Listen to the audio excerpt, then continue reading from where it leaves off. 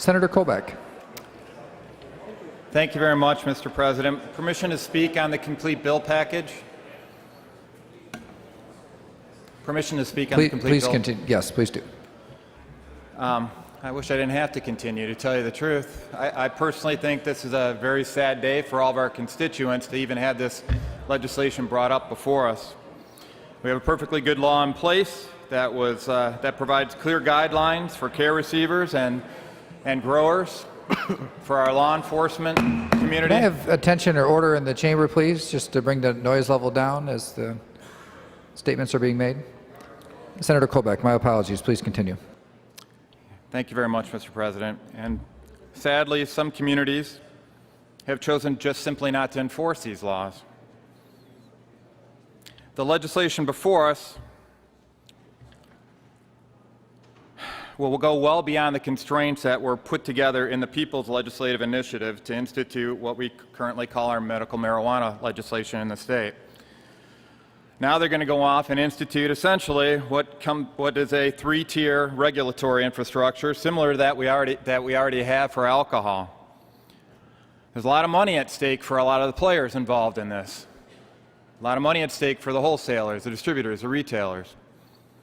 There's a lot of money that's been donated to lawmakers to assist them in their decision making. In the end, all of us, our whole state, is going to be faced with the societal bill for the impacts of this legislation, as well as a financial bill for what turns into a redundant regulatory infrastructure. Controlled substances are already regulated by the federal government via something called a pharmacy. We already have a dispensary system for that. If proliferation of marijuana is not harmful, as advocates assert, then why don't we get the federal government to get engaged on this and treat it as a controlled substance regulated through the pharmacy system? Bottom line is we're creating a new infrastructure to go off and accommodate an expansion of the terms that were put forward in the People's Initiative around medical marijuana. You know, I sat through the Judiciary Committee hearings on this legislation. I've heard all the testimony back and forth. The majority of the folks in that Judiciary Committee oppose this legislation. That's why it was discharged today for your consideration. So the folks that heard the most about what was going on this particular policy issue said, no way, don't do it. Yet here we are. We're considering it anyway.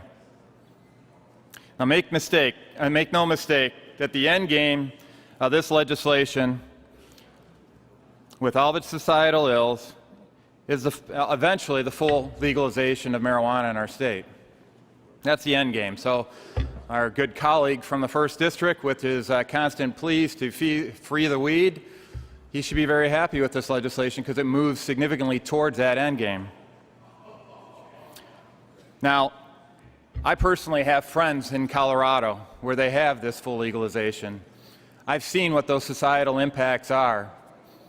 I have friends that have had their families broken apart due to the expansion of use of marijuana in their families. I've also seen how neighboring states to Colorado have been filing lawsuits because people tend to transfer the products that are delivered and sold in Colorado to the neighboring states. I don't want Michigan to be subject to any of those lawsuits. Now, we got a regulatory environment that's through these bills to go off and prevent that, but please keep in mind what the end game is on this.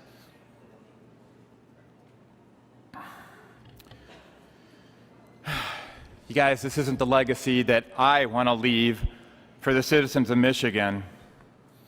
I hope you share those concerns, and I truly urge a no vote, not only for the sake of our citizens today, but also for those yet to be born who will have to deal with the short-sighted policy before us.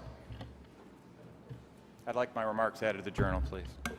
Senator Colbeck wishes the remarks to be added to the journal as there's no vote explanation. That is your constitutional right. That will be added to the journal.